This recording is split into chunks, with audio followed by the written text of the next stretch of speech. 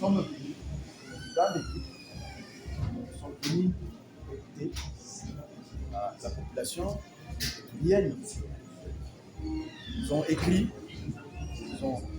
au chef de l'État, ils ont écrit partout en sollicitant le programme qui est des accompagnements. Et voilà, nous sommes venus.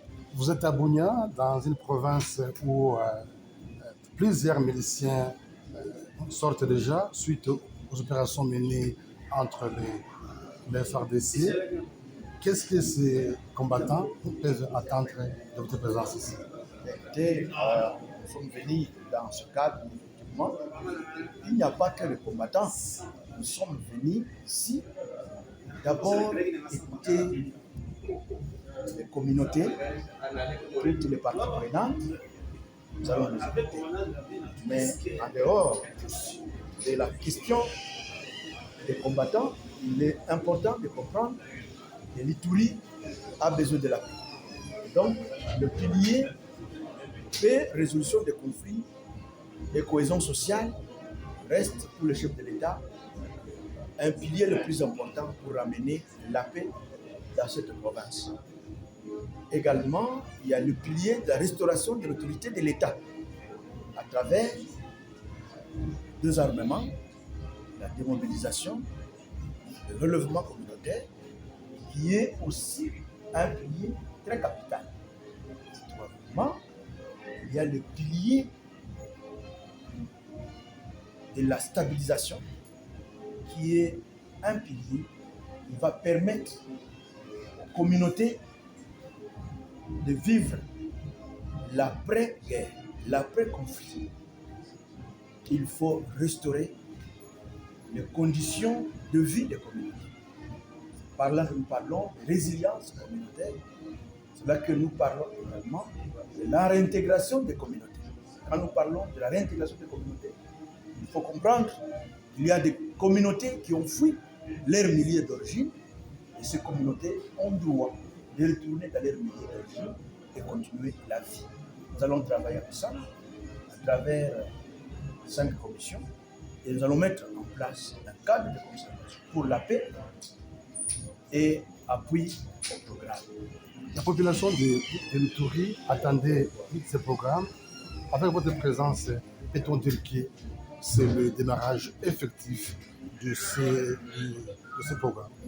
C'est le démarrage effectif, je le confirme, et c'est le début de toutes les opérations qui concernent les 5 piliers du programme. Je viens de les énumérer ici, et donc nous irons étape par étape. C'est un processus. Ça ne doit pas se faire en un jour.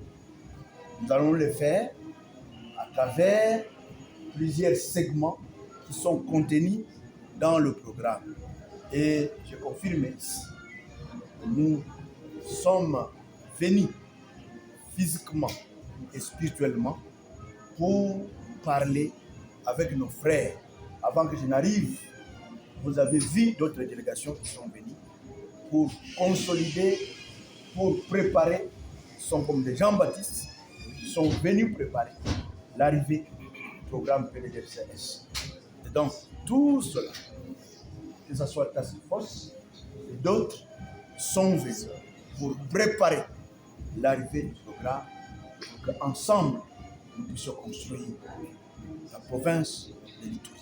Vous avez un message aux combattants partant de la population de l'Ituri, en français et en swahili.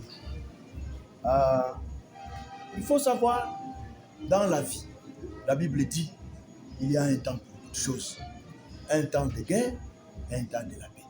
Aujourd'hui, c'est l'ère de la paix.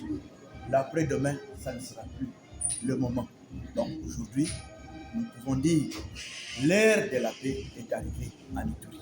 L'ère de la réconciliation est arrivée. Je lance un message pathétique à tous les combattants, que ce soit en Djouk, que ce soit à Irum, à Mambas et ailleurs, je relance le message. Saisissez cette opportunité. Ils saisissent la main tendue du chef de l'État pour construire dans la paix, dans l'unité, la réconciliation de cette province. Le pays a besoin de ses fils et filles pour construire la RDC. Et nous avons besoin d'eux. Je lance donc le message. Je leur dis, je suis là. Je vais les écouter. Je vais écouter les doléances. Et ensemble, nous allons trouver des solutions pour que la paix soit effective. Lorsque vous voyez la province, lorsque vous sillonnez par avion, vous voyez que la province de l'Ituri, c'est un paradis. Et ce que la population vit, ce n'est pas normal. Et nous sommes venus ici pour que nous puissions trouver des solutions tous ensemble à ce problème. En Swahili? Biblia inasema kwamba kila jambo lina wakati wake. Kuna wakati wa kulia na kuna wakati wa kuomboleza. Kuna wakati wa vita na kuna wakati wa amani. Huu ni muda wa amani, sio muda wa kulia, sio muda tena wa mapigano. Lazima watu wote, vijana, wababa, wanawake, wasichana, kushika mkono huu wa rais wa nchi Mheshimiwa Felix Antoine Tshisekedi Tshilombo, ambaye ni rais wa nchi yetu. Ametoa nafasi hii kwa watu wote wala walioshika silaha, kusema kwamba muda wa kupigana umekwisha, muda wa kujenga nchi ndio huu.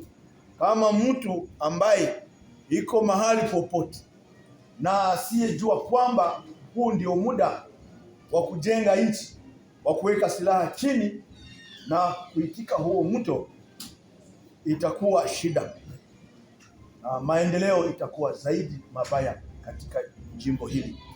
Hili jimbo ni jimbo la Kongo. Hili jimbo ni jimbo la wananchi wote. Lazima tutaishi pamoja. Hakuna mtu ambaye ana nguvu au anaruhusu, ana uwezo wa kusema kwamba mimi nitamtoa mwingine hapa nimpeleke pale. Mtu kusema kwamba yeye ana uwezo wa kuhamisha mwingine amupeleke katika nchi nyingine.